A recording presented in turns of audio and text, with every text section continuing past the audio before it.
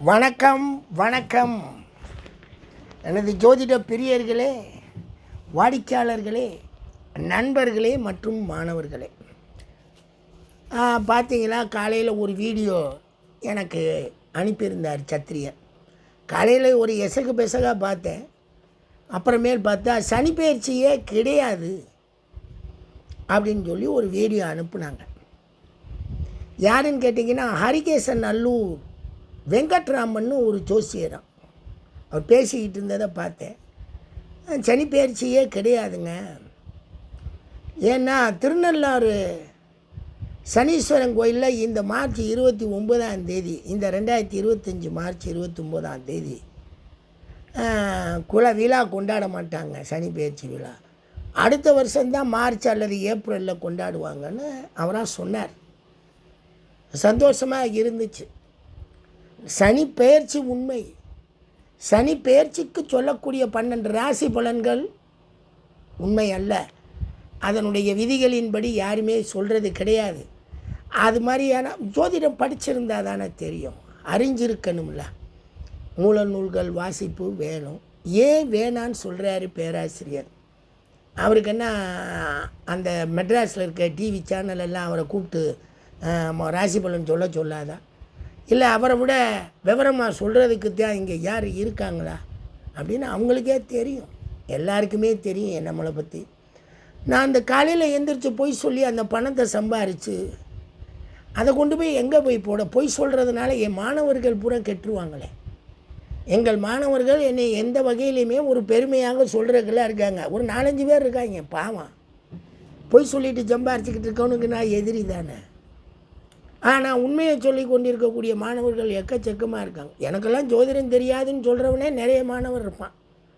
நான் எல்லாம் பூரா எப்படியோ இருக்காங்க. நமக்கு என்ன, நமக்கு அவங்கள பற்றி பேசவே வேண்டாம். பட் நான் உங்களுக்கு சொல்கிறது என்னென்னா, இந்த ஹரிகேசன் நல்லூர் வெங்கட்ராமன்ற அவர் ஜோதிட பெரியோர், அந்த திருநள்ளாறு சனிப்பெயர்ச்சி தான் அங்கே நடக்கலையா, அப்படி எப்படி சனிப்பெயர்ச்சியே கிடையாதுன்னு ஒரு வீடியோவை ரிலீஸ் பண்ணாங்க. புக்கு போட்டெல்லாம் விற்கிறாரு அப்படிங்கிறதெல்லாம் சொல்கிறாங்க. எனக்கு தெரியாதுங்க அவருக்கெல்லாம் ஜோதிடம் எந்த அளவுக்கு தெரியாதுன்னு. ஏன்னா நான் மறுக்கக்கூடிய ஆள்களில் ஒரு ஆள் அவரும் தான். பொய் சொல்கிறக்கூடியவன் பொய்யின்னுவேன். அது அல்ல. கோச்சார பலன்களை பேசி கொண்டிருக்கக்கூடிய இந்த சாதாரண ஜோதிடர்களுக்கு திருநள்ளாறில் இருக்கிறது சனின்னு சொல்கிற அளவுக்கு தானே விவரம் தெரியும். திருநள்ளாறில் இருக்கிறது சனி கிடையாது. அது தர்பான ஈஸ்வரன் கோயில். அது சனியனாக அந்த சிலையை மாற்றி வச்சுக்கிட்டு அங்கே ஒரு போர்ஜரி விழா, அங்கே ஒரு சனிப்பெயர்ச்சி திருட்டு விழா நடக்குதுங்கிறத நான் சொல்கிறேன்ல, நிரூபிங்க. உங்கள் சைவ ஆகமத்தில் வலது பக்கம் முருகன் சிலை இருக்கணும், இடது பக்கம் கணேசர் சிலை இருக்கணும். கணேசர் சிலை அங்கே இருக்கே, வலது பக்கம் இருக்க முருகனை எங்கே? அந்த முருகனை தான் மாற்றி காக்காவை மயிலை காக்காவாக்கி சனியன்னு சொல்லிக்கிட்டு அது ஒரு கூட்டம் ஏமாத்துறாங்க. சனிப்பெயர்ச்சிக்கும் தர்பானீஸ்வரனுக்கும் என்ன சம்பந்தம்? அது திருநள்ளாறு சனீஸ்வரன். என் வாடிக்கையாளர் போன வாரம் வந்தாங்க. அவங்க குச்சனூர் சனீஸ்வரனுக்கு நான் போயிட்டு வரவான்னு கேட்டாங்க. என்னங்க நீங்கள் மனதளவில் பயந்துருக்கீங்கன்னா எந்த கோயிலுக்கும் போகலாமுங்க. ஏன் இங்கெல்லாம் சனியனை வைக்கலையா? எல்லா இடத்துலையும் தானே சனியனை வச்சுட்டாங்க. அதே சனியனை ஒத்தையாக இருந்த சனியனை கொண்டாந்து இப்போ நமக்கு சிலைன்னு எல்லா சைவ கோயில்லையும் வச்சுட்டாங்களே. வச்சு கும்பிடுக்கிறது தானே இருக்கிறீங்க. அது என்ன அந்த சனீஸ்வரன்? இவர் சொல்கிறார், இந்த ஜோசியர் சொல்கிறார், அந்த சனியை அங்கே கொண்டாடினாதே அது உண்மையான சனிப்பெயர்ச்சி. சரி, அது ஒன்று இருக்கட்டும். நான் வாக்கியம்தான் ஃபாலோ பண்ணுவேன். திருக்கணியத்தில் தான் இந்த சனிப்பெயர்ச்சிங்கிறார். சரி, ரைட்டு. அவருடைய கொள்கைப்படி வாக்கியத்துக்கு அடுத்த ஆண்டு, திருக்கணியத்துக்கு இந்த ஆண்டு இப்போ வருது. ரைட்டு. இதை எங்கே நின்று எங்கே வச்சு இதை சரி பண்ணி பார்க்கணும்? ஒருத்தர் அவரதுலேயே எழுதியிருந்தார். ஒருவர், சார், பிர்லா கோளரங்கத்துக்கு வந்தீங்கன்னா நீங்கள் பார்க்கலாம், மீனராசியில் இருக்கக்கூடிய சனியனை நீங்கள் பார்க்கலாம். உண்மையே உங்களுக்கு ஒன்று சொல்லிடுறேன். இப்போ நீங்கள் கொஞ்சம் தடுமாற வேண்டாம். சனியை மீனராசிக்கு பெயர்ச்சி ஆகுதுன்னு சொல்லி இந்த வாரம் இந்த இதில் சொல்கிறோம். திருக்கணித கணிதத்தில், வாக்கிய கணிதத்தில் அடுத்த ஆண்டுன்னு சொல்கிறோம். இருக்கட்டும். ஒரு வருஷத்தில் சூரியன் எப்படி பார்த்தாலும் மொத்தம் 30 டிகிரிக்கு 2.5 வருஷம்னா 12 டிகிரி 12 டிகிரி ஒரு வருஷத்துக்கு கடந்து போவார்னா இவங்களுக்குள்ள 12 டிகிரி வித்தியாசம் இருக்குதுன்னு பொதுவாக வச்சுக்குவோம். சரி, இந்த பொதுவாக வச்சுக்கிட்ட இந்த அடிப்படையில் இவருக்கு 12 டிகிரி பாஸ் ஆகி மீனத்துக்கு போயிடும், அவருக்கு 12 டிகிரி, அவருக்கு அப்புறம் அடுத்த வருஷம்தான் வரும். அப்போ அது வரைக்கும் வாக்கியத்தில் ஜாதகம் எழுதுகிறவங்க பூரா கும்பத்தில் சனியனை போடுவாங்க, திருக்கணியத்தில் எழுதுகிறவங்க மீனத்தில் சனியனை போட்டு எழுதுவாங்க. எது சரி தவறுன்னு முடிவு பண்ணுறது அவங்கவுங்க பலன் சொல்லக்கூடிய வித்தை. ஏன்னா திருக்கணியத்தை ஏற்றுக்கொள்வோம், திருக்கணித ஜாதகம் சரியாகத்தானே இருக்குது, இதை நம்ம ஏற்றுக்குவோம் சொல்லி காஞ்சி மடத்தினுடைய பெரியவர்கள்லாம் ஒத்துக்கிட்டு அதை சொல்லும்போது அதை மற்ற பக்கம் இருக்கக்கூடிய சைவ மடங்கள் தங்களுடைய பஞ்சாங்க கணியத்தில் நாங்கள் வாக்கியத்தையே வச்சுக்கிறோம்னதுனால அது வாக்கிய திருக்கணித போராட்டம் ஓடுது. அது ஒரு பக்கம். ஆனால் காஞ்சி மடத்தில் கும்பகோணம் மடம், காஞ்சி மடம் அத்தனையுமே திருக்கணித பஞ்சாங்கத்தை தான் பேஸ் பண்ணி அவங்களுடைய எல்லா திதி விசேஷங்கள் நட்சத்திர விசேஷங்கள் எல்லாம் அவங்க நடத்திக்கிட்டு இருப்பாங்க. சரி சார், வாக்கியத்தை பற்றி நம்ம கவலைப்படுறதா திருக்கணிதத்தை பற்றி கவலைப்படுறதா அப்படின்னு பார்த்தா அவரே அந்த ஜோசியரே சொல்கிறாரு, சார் நிறைய பேர் பூரா திருக்கணியம் தான் ஃபாலோ பண்ணுறாங்க, ஆனால் நான் வாக்கியம் ஃபாலோ பண்ணுறேங்கிறார். அது அவங்களுடைய நம்பிக்கை. அதில் எது சரி வருது சரி வரலேன்னு மக்கள் பலன் கேட்கக்கூடிய மக்கள் தான் சொல்லணும். அவர் பலன் சொல்லக்கூடிய மெத்தடாலஜி என்னன்னு நமக்கு தெரியாது, அதெல்லாம் நமக்கு தெரியாது. ஐயா சொன்னதில் அந்த திருநள்ளாறில் சனி பெயர்ச்சி விழா கொண்டாடணுன்னா நான் வருத்தப்பட்டேன். அங்கே இருக்கக்கூடியது சனியனே கிடையாது. அதை சனியன்னு சொல்லி ஏமாற்றிக்கிட்டு ஒரு பெரிய ஒரு விழா எடுத்துகிட்டு போகிறாங்களே. சரி, மக்கள் என்ன நம்பத்தானே செய்வாங்க, போயிட்டு போகிறாங்க, அவங்கவுங்க சாமி கும்பிட்றாங்க, நல்லா இருக்காங்க. சனிப்பெயர்ச்சி ஆகிறதுனால மனிதனுக்கு நல்லா இருக்குமானா சத்தியமாக நல்லா இருக்காதுங்க. அப்படியெல்லாம் ஒன்றும் கிடையாது. பிறந்த ஜாதகத்தில் நமக்கு வேலை முடிஞ்சு போச்சுங்க. பிறந்த ஜாதகத்தோடையே நம்மளுடைய வாழ்நாள் பலன்கள் தீர்மானிக்கப்பட்டாச்சுங்க. அங்கே எல்லாம் முடிவாயிருச்சுங்க. நம்ம வாழ்நாளில் நமக்கு தான் 120 வருஷம் மகா திசை இருக்கே. அந்த தசாநாதர்கள் ஏற்கனவே நம்ம ஜாதகத்தில் இருக்கக்கூடிய அடிப்படையில் தான் நம்ம ஃப்யூச்சர் ப்ரிடிக்ஷன்ஸுக்கு கொண்டு போகிறோம். அவங்க எந்த பாவத்தை கோள்கள் இயக்குது, அதன் தன்மையில் அவர் எவ்வாறு செயல்படுவாங்கன்னு நம்ம சொல்ல முடியும்னு சொல்கிறோம். நான்லாம் கோச்சாரத்தை பற்றி இது நாள் வரைக்கும் என்னுடைய வாயில் வந்ததே கிடையாதுங்க. அந்த சந்திரனை மையப்படுத்தி பேசக்கூடிய அளவுக்கு நம்ம இன்னும் ஜோதிடத்தில் நம்ம இன்னமும் நம்ம படிக்காமல் இல்லை, நிறைய படித்து வெளியே வந்துட்டோம். பாவாசை எப்படி கோள்கள் இயக்குது அப்படிங்கிற அளவுக்கு தெரிஞ்சு ஒடியாந்துட்டோம். நம்ம இதுக்குடா இந்த பொதுப்பலன் இதை போய் சொல்லி என்ன ஆகும் போதும், அது 5 ரூபா அவங்க எழுதுகிற அந்த தினமணி பத்திரிக்கையில் 5 ரூபா 10 ரூபாய்க்கு அதை விற்பாங்க. அந்த டிவியில் அவங்க பாட்டுக்கு சொல்லி டிவிக்கு பொழுது போகணும்ல, டிவிக்கு என்ன 1 மணி நேரம் பொழுது போச்சுன்னா அதுக்கு டிஆர்பி ஏறும் இறங்கும், நிறைய பேர் பார்ப்பாங்கன்ட்டு போகும். அதுக்கு என்ன, அது எது வாழ்ந்தான்னா எது செத்தானா, அது டிவி வாழ்ந்தால் போதும், அதை பற்றி நமக்கும் கவலை இல்லை. நம்மளாலெல்லாம் போய் அவ்வளோ தூரத்துக்கெல்லாம் அவமானமெல்லாம் பட முடியாது. எல்லாம் நம்ம கேள்வி கேட்கக்கூடிய சூழ்நிலையில் இருக்கிறோம். ஏன்னா பல்கலைக்கழகத்தில் பணியாற்றி பட்டங்களை கொடுத்து வச்சுருக்குறோம். அப்புறம் அந்த பட்டமெல்லாம் பொய்யின்ட்டாயினா என்ன ஆகுறது? இந்த ஆளே இவ்வளோ பொய் பேசுகிறான்னு சொன்னால் நம்மளால் பொய் பேச முடியலை. சரி விடுங்க, நம்ம அந்த சொன்னோம். அதனால் திருநள்ளாறில் கொண்டாடினா தான் சனி பெயர்ச்சிங்க முதல்ல பொய், அதுவே பொய். ஏன்னா திருநள்ளாறில் சனியெல்லாம் கிடையாது. அது முருகஞ்சலியை சனியை மாற்றி வச்சுக்கிட்டு ஆட்டோமேட்டிக்காக அவங்க எல்லாம் வேலையை பார்க்குறாங்க. திருநள்ளாறு திவ்யமான நம்மளுடைய பன்னிரு திருமுறை பாராட்டு பெற்ற ஒரு பாடல் பெற்ற ஒரு அற்புதமான ஸ்தலம், தர்பானீஸ்வரனுடைய சைவ ஸ்தலம். நலன் வந்தது, நலன்லாம் வரலைங்க, அதுக்கு பேரே நல்லாறு. நலன் வந்த ஆறு கிடையாது, நலன் குளித்த குளம் கிடையாது, நல்லாற்று குளம். அந்த குளம், அந்த குளத்தில் போய் ட்ரெஸ்ஸெல்லாம் கழுவிட்டு ட்ரெஸ்ஸை விட்டுட்டு வராங்க. இதெல்லாம் பொய்யுங்க. உங்களுக்கு பயத்தின் அடிப்படையில் அச்சத்தின் அடிப்படையில் மனிதன் இறைவனை எப்படி வேணாலும் வழிபடுவார் அப்படிங்கிற. ஏன்னா பசுமாட்டை வெட்டி தான் வழிபட்டுக்கிட்டு இருந்துச்சு ஒரு கூட்டம். அப்புறமேலு உயிர்கொலை கூடாதுன்னு சொன்னது இன்னொரு கூட்டம். இது ரெண்டையும் மாற்றி அமைச்சிக்கிட்டு இன்றைக்கி தமிழகத்தில் சைவ வைணவம்னு 2 ரிலீஜன் இருக்குது. இந்த 2 ரிலீஜனையும் பக்காவாக கண்டுபிடிச்சது தமிழர்கள்.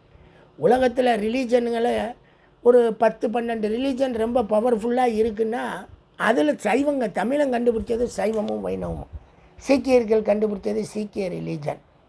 மற்றபடி இங்கே ஒன்றும் பெருசாக புத்தர் ரிலீஜனை உருவாக்குனா, மகாவீர் ஜெயினத்தை உருவாக்குனார். மற்றபடி அங்கேருந்து வந்த சனாதன ரிலீஜன் சொல்லக்கூடிய அந்த வேத மதம் சொல்லக்கூடியவங்கெல்லாம் அவங்க இங்கெல்லாம் இல்லை, அங்கேருந்து அவங்க நாடோடிகள், அவங்க வந்தாங்க. அவங்க ஓமகுண்ட தௌலத்து பசுமாட்டை அடித்து போட்டு ஒரு சாமி கும்பிட்றது எப்படின்னு சொல்லி ரிக்கு யஜூர் சாம அதர்வ வேதத்தில் சொல்லியிருக்காங்க. அவங்க அப்படி தான் வழிபடுவாங்க. அவங்களுக்கு கோயிலும் கிடையாது, சிலை வழிபாடும் கிடையாது. நீங்கள் சொல்லிக்கிட்டு இருக்க இந்துக்கள்ங்கிற சந்துக்குள்ளே அவங்கெல்லாம் வரமாட்டாங்க. எல்லாம் சைவ வைணவமாக நம்ம வணங்குறதுக்கு வேணால் இந்துக்கள்னு சொல்லிக்கலாம், அவங்களுக்கு அது கிடையாது. அது ஒரு பக்கம் இருக்கட்டும். இவங்களை பொறுத்த வரைக்கும் இந்த சைவ கோயிலில் போய்கிட்டு சனியனை கும்பிடணும் அப்படின்னா சனியனை கும்பிட்றதுக்கெல்லாம் அங்கே வேலையே கிடையாது. அது பிற்பாடு 20ஆம் நூற்றாண்டில் அந்த முருகனை சனியனாக மாற்றி ஒரு கூட்டம் அது வந்துச்சு. அதை விடுங்க. அது நல்லாற்று குளம், அதாவது மேற்கே அது வடக்க வஞ்சியாரும் தெற்க அரசலாருக்கும் இணைவாக நடுவில் ஓடுற ஆறு, ரெண்டையும் இணைச்சி ஓடி 3ம் சேர்ந்து போய் காரைக்கால் முகத்துவாரத்தில் விழுகும். அதனால் வஞ்சியாருக்கும் அரசலாருக்கும் நடுவில் ஓடுறதுனால அதுக்கு பேர் நல்லாறு. அது நல்லாற்று குளம். இன்றைக்கி அது வந்து நூலாறுன்னு மாறி இருக்குது. காரைக்காலில் இருக்கவங்கள கேட்டிங்கன்னா சொல்லுவாங்க நூலாறுன்னுவாங்க.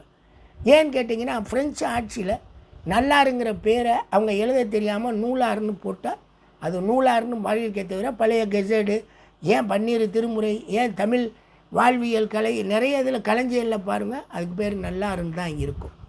சரிங்க, அதெல்லாம் இருக்கட்டுங்க. நலன் வந்த கதை இதெல்லாம் புராண கதை, புருடா கதைகள். நலன் எதுக்கு இங்கே வரப்போகிறேன்? நலன் அவ்வளோ பெரிய சரித்திரம் முக்கியமானவனா? அது பீஷ்ம பருவத்தில் மகாபாரதத்தில் எழுதின கிளைக்கதையில் ஒரு கதை. சரி விடுங்க, அவனுக்கு இதுக்கு என்ன சம்பந்தம்? அவன் எங்கேயோ இருந்தேன் இங்கே வந்தான். அதாங்க சமயத்தை தட்டி பார்த்தா தப்பு வரும். சரி, இவர் அந்த மாதிரி சொன்ன உடனே நமக்கு ஒரு வருத்தம். என்னடா அந்த கோயிலில் சாமி சனி பயிற்சி ஆனா?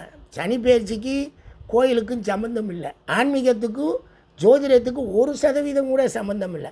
அது அவரே சொல்கிறார். பரிகாரமெல்லாம் போய்ங்க, நேர சரணடைங்க போய் பகவான் காலில். அவர் நினச்சால் உங்கள் தலையெழுத்தை மாற்றுவார். ஒருத்தர்கிட்டையும் இந்த பகவான் தலையெழுத்தை மாற்றலை. எல்லாரையும் கொண்டுட்டு போயிட்டான், செத்து போயிட்டாங்க. தலையெழுத்தை மாற்றோம்னா எவனாவது ஒருத்தர் ஒரு 1000 வருஷமாவது இருக்கணும். இருந்து பார்த்துருந்தா கடவுள் வழிபாடில் இவருக்கெல்லாம் தலையெழுத்து மாறுதுன்னு சொல்லலாம். எல்லாருமே செத்து போயிடுறேன். அப்புறம் என்ன அவங்க கடவுள் வந்து வழிபட்டால் தலையெழுத்தை மாற்றுவாங்க. எல்லோரும் உயிரோடு இருக்க தானே ஆசைப்பட்றாங்க. ஆசையிலே பெரிய ஆசையாக அதுதானே இருக்குது. எல்லாரையும் கூட்டி போயிருந்தா என்ன பண்ணுறது? சரி, அது ஒரு பக்கம் இருக்கட்டும். இவர் சொன்னார் இல்லைங்களா, இந்த மாதிரி இவர் திருநள்ளாறு சனிப்பெயர்ச்சி தான் விழா அப்படின்னு. நான் 2 சனிப்பெயர்ச்சியும் கேட்குறேன். திருக்கணித சனிப்பெயர்ச்சின்னு சொல்கிறேன், உங்களுக்கு அந்த வாக்கிய கணித சனிப்பெயர்ச்சின்னு சொல்கிறேன்.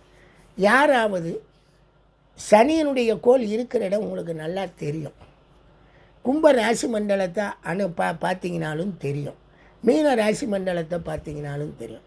இன்றைக்கி சனி மீன ராசி மண்டலத்தில் இருக்கா, கும்ப ராசி மண்டலத்தில் இருக்கா? நீங்கள் வேணால் பாருங்கள். அதை பார்த்தீங்கன்னா உங்களுக்கு தெரிஞ்சிடும்ல. வர மார்ச் 26ஆம் தேதி தான் அவர் மீனத்தில் போய் என்டர் ஆவாரா? ஏன் அதுக்கு முன்னாடி அவர் என்டர் ஆகிருக்கக்கூடாதா? ஏன்னா நம்மளுடைய பஞ்சாங்கத்தினுடைய கணிதம் வந்து நிராயண சிஸ்டம். மேச 0 புள்ளிக்கு தான் நம்ம கொண்டு போகிறோம். மீன ராசிக்குள்ளே தான் இப்போ சனியை இருக்குது. சனியை மீன ராசிக்கு போயெல்லாம் பல நாட்கள் ஆயிடுச்சு, ரொம்ப நாள் ஆயிடுச்சு. 23 டிகிரியை மைனஸ் பண்ணி தான் நாம் இப்போ ஜோதிட பலன்களில் பார்க்குறோம். சாயனப்படி சனியை மீனத்துக்கு போய் 1 to 2 ஆண்டுகளுக்கு மேலே இருக்கும். நாம் பழையபடி 24 டிகிரியை கழித்து வைக்கிறதுனால அது வந்து இப்போ இதில் நிற்கிது, கும்பத்தில் நிற்கிது. இதில் 24 டிகிரியை ப்ளஸ் பண்ணி பார்த்தா அது ஏற்கனவே போய் இதில் நிற்கும், ரேவதியில் போய் நிற்கும். ரேவதி நட்சத்திர மண்டலத்தில் நீங்கள் இப்போ சனியனை பார்த்தீங்கன்னா தெரியும். 2 பேருமே அது ரேவதியில் இருக்கா இல்லை அவங்க கணக்குப்படி 1 வருஷம் முன்னாடினா அவங்க ரேவதியை விட்டுட்டு உத்திரட்டாதிக்கு வந்திருக்கணும். அது உத்திரட்டாதிக்கு பக்கத்தில் நிற்கிதா ரேவதிக்கு பக்கத்தில் நிற்கிதான்னு நீங்கள் வர 29ஆம் தேதி பாருங்கள். உண்மையாக பார்த்தா அதுதான் தெரியும், சாயன சிஸ்டம் தான் தெரியும். நாங்கள் நம்மளுடைய ஜோதிட கணிதத்துக்கு நம்ம நிராயண சிஸ்டத்துக்கு மாற்றிருக்கிறோம். அந்த மாதிரி கூட போய் பாருங்களேன். யாருமே நான் அது தகவலை சொல்கிறது எதுக்காகன்னா, இது வாக்கியமாக திருக்கணிதமாக அந்த சும்மா கிடந்த அந்த தர்பானீஸ்வரர் கோயிலை எடுத்துக்கிட்டு ஒரு ஜோசியர் சொல்கிறாரு, அவங்களுக்கெல்லாம் அவ்வளவுதான் தெரியும். அவங்கள நம்ம குறை சொல்லிடக்கூடாது. தங்களுக்கு தெரிஞ்சது சரி என்று பேசக்கூடிய அற்புதமான மனிதர்கள். நான் உங்களுக்கு விஷயத்தை சொல்கிறேன், ஒரு பேராசிரியங்கிற கடமையில் சொல்கிறேன். இன்றைக்கு திருக்கணிதப்படி ரேவதியில் தான் போய்கிட்டு இருக்கு. மீனத்தில் ரேவதி நட்சத்திரத்தில் தான் சனி போய்கிட்டு இருக்கு. நல்ல பைனாங்குலர் வாங்கிக்கோங்க, அழகாக ராசி மண்டலத்தை மீனத்தை பாருங்கள். மீனத்தில் ப்ளூ கலர் நம்மளுடைய சேட்டன் போய்கிட்டு இருக்காரான்னு பாருங்கள். ரேவதி ஸ்டாரை ஒட்டி போயிட்டுருக்காரா, உத்திரட்டாதி கூட்டத்துக்குள்ளே இருக்காரா அப்படின்னு பாருங்கள். உத்திரட்டாதி கூட்டத்துக்குள்ளே இருந்தால் அது வாக்கிய கணிதம், ரேவதி கூட்டத்துக்குள்ளே இருந்தால் அது திருக்கணிதம். அதை வேணால் பாருங்கள். அதில் தான் நீங்கள் பார்த்து தீர்மானிக்க முடியுமே தவிர இந்த கோயிலில் கும்பிட்றாங்கன்னு சொல்லி எல்லாம் நம்பி நம்ம ஏமாற வேணாம். அதுவே பொய்க்கதை, புருடா கதை தான்.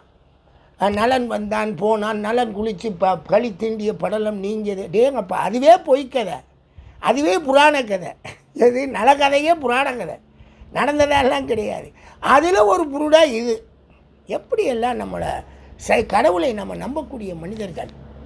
சைவ பெரியோர்கள்னு போகும்போது நான் சைவ பெரியோர்களெல்லாம் பார்த்துருக்குறேன்.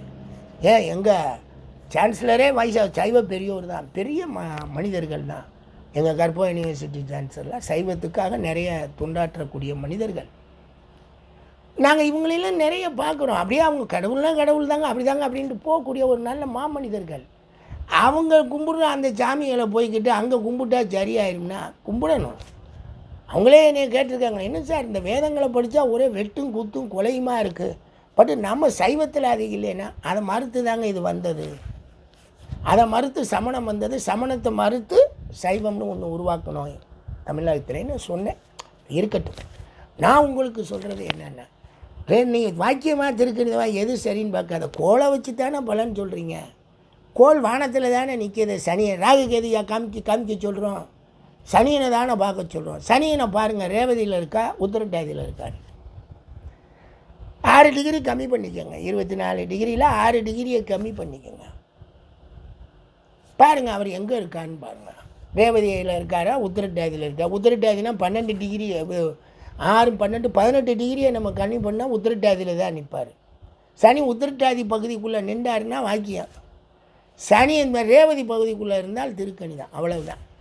என்ன சார், ஏற்கனவே நீங்கள் இது 2 நட்சத்திரமுமே மீன ராசியில இருக்குது. அப்போ ஏற்கனவே சனி மீன ராசியில், ஏற்கனவே சனி மீனத்தில் தான் இருக்கான். அது 2 வருஷத்துக்கு மேலே ஆயிடுச்சு. அவன்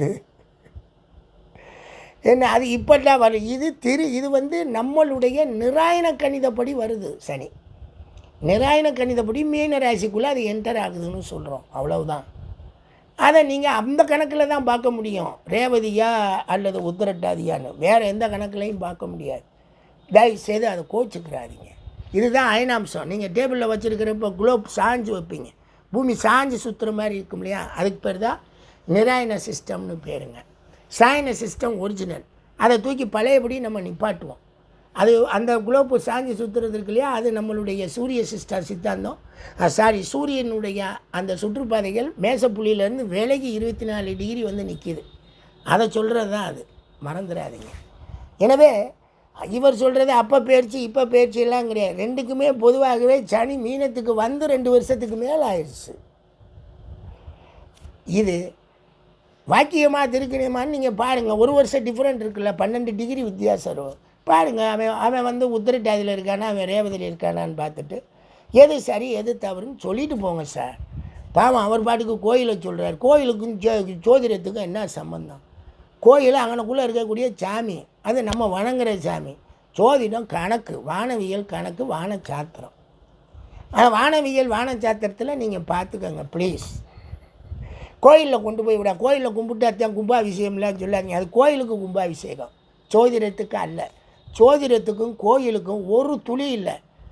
1 கோடி மடங்கில் ஒரு புள்ளி கூட சம்மந்தம் கிடையாது. ஆன்மீகம் வேறு, ஜோதிடம் வேறு, மறந்துடாதீங்க. நன்றி நண்பர்களே. சத்திரியனுக்கு தான் நன்றி சொல்லணும், அவர் தான் அனுப்பிச்சி வச்சார். தேங்க்யூ.